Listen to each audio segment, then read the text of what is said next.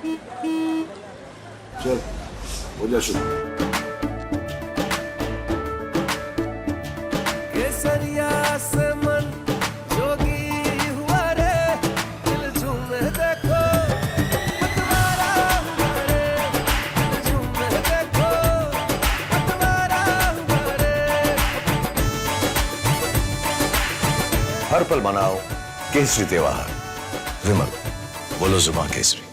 Stress है बच्चों में, अलग अलग एग्ज़ाम्स, उसमें कहीं पेपर लीक हो जाता है, कहीं और बहुत तरह की चैलेंजेस लाइफ में रहती हैं। तो बच्चों को तो कम से कम 10-20 मिनट योग करना ही करना चाहिए।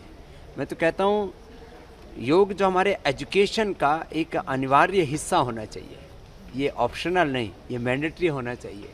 और इसके लिए माता पिता को, पूरी समाज को, सरकार को, सबको मिल करके एक संयुक्त पुरुषार्थ करने की आवश्यकता है, जिससे कि हम एक स्वस्थ, जागरूक, संवेदनशील, निरोगी, तनाव मुक्त और स्वावलंबी आत्मनिर्भर व्यक्ति, समाज और राष्ट्र को बना पाए। लोगों की सांस जो है वो चढ़ती रहती है, ये सारी समस्या मतलब एक वीकनेस जो है वो बहुत ज़्यादा है। लो इम्यूनिटी इसमें बहुत बड़ा कारण है।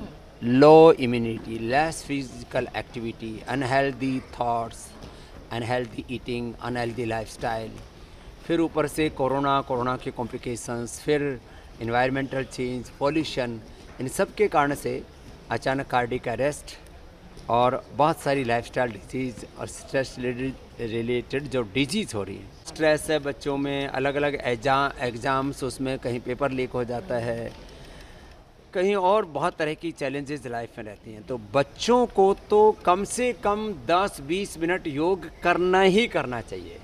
मैं तो कहता हूँ योग जो हमारे एजुकेशन का एक अनिवार्य हिस्सा होना चाहिए, ये ऑप्शनल नहीं, ये मैंडेटरी होना चाहिए।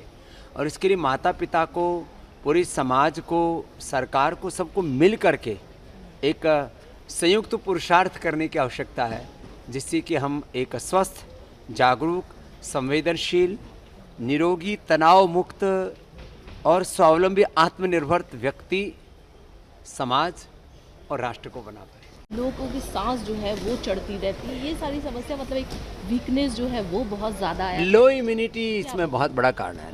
लो immunity, less physical activity, unhealthy thoughts, unhealthy eating, unhealthy lifestyle, फिर ऊपर से कोरोना के कॉम्प्लिकेशंस, फिर इन्वायरमेंटल चेंज, पॉल्यूशन, इन सब के कारण से अचानक कार्डियक अरेस्ट और बहुत सारी लाइफस्टाइल डिजीज़ और स्ट्रेस रिलेटेड जो डिजीज़ हो रही है।